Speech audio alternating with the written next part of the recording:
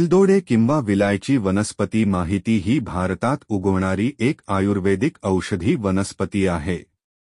हिच्या फळास वेलची, वेलदोडा, विलायची वेलदोडा, इलायची किंवा एला असेही म्हणतात। वेलदोडा हा मसाल्याचा एक प्रकार आहे। ह्याचा वास खूप सुंदर असतो। आढळणारा परिसर ही वनस्पती मूळची भारतातली आहे। सुमारे 8व्या शतकाच्या आसपास वेलदोड्याचा शोध लागला असावा असा एक मतप्रवाह आहे। प्रामुख्याने भारतात व श्रीलंकेत वेलचीचे मोठ्या प्रमाणात पीक घेतले जाते। नेपाळ, ग्वाटेमाला, मेक्सिको, थायलंड व मध्य अमेरिकेतही या पिकाचे उत्पादन घेतले जाते। वर्णन जाड मूळ देठ असलेली बारमाही औषधी वनस्पती। पाने मोठे, लांबलचक, लांब पेटिओलसह खाली केसाळ।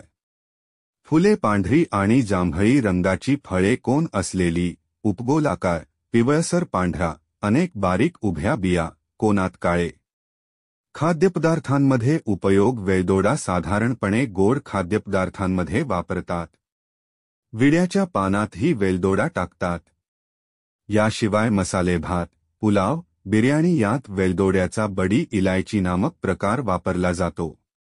औषधी उपयोग।